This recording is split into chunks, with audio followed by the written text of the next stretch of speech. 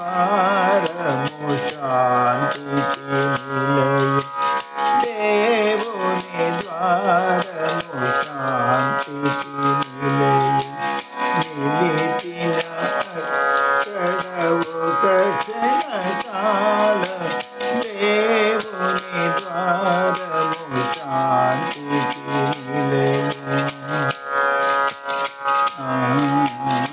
నిలిచిన అక్కడ ఒక క్షణకాలం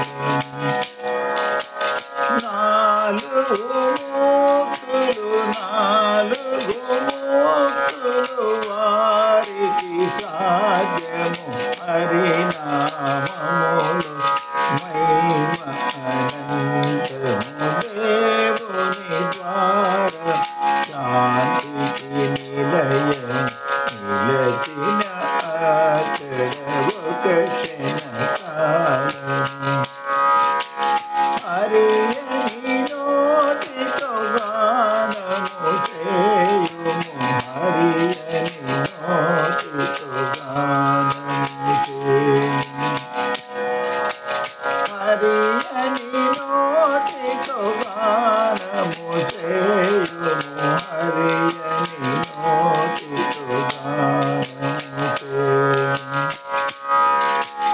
అగణిత పుణ్యము వారికి సాధ్యము అగణిత పుణ్యం వారికి సాధ్యం లెక్కించడము ఎవరి తరము హరియని నోటి గానము చేయుము హరియని నోటి గానము చేయుము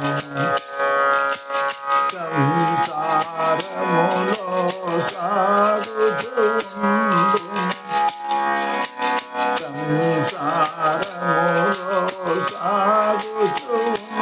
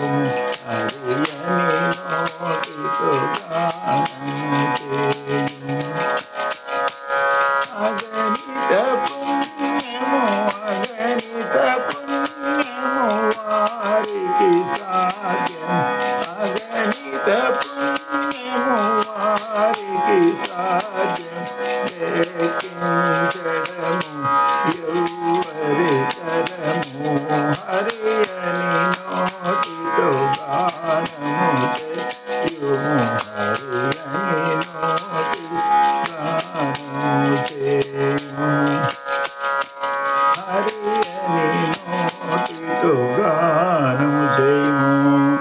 సంత జ్ఞానేశ్వర మహారాజు రచించిన పాట ఇది. మరాఠీలో పడింది, దాన్ని తెలుగులో చేసిన నేను 700 సంవత్సరాల క్రితం.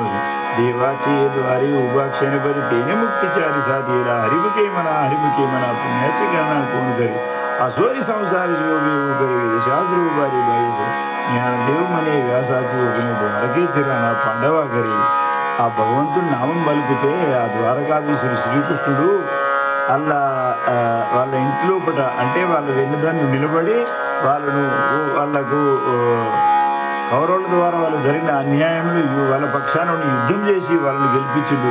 అదేవిధంగా భగవంతుని నామస్మరణ చేస్తే మన పక్షంలో దేవుడు ఉండి మనకు ఈ సంసారంలో నుంచి ఈ సంసారం అనేది మహా పెద్ద కురుక్షేత్రం. ఈ కురుక్షేత్రంలో మన పక్షాన ఉండి మనకు విజయాన్ని చేకూరుస్తుంది. అందుగురించి రోజు భగవంతుని నామస్మరణ చేయాలి. భగవంతుని నామస్మరణ చేయకపోతే ఏమీ లేదు.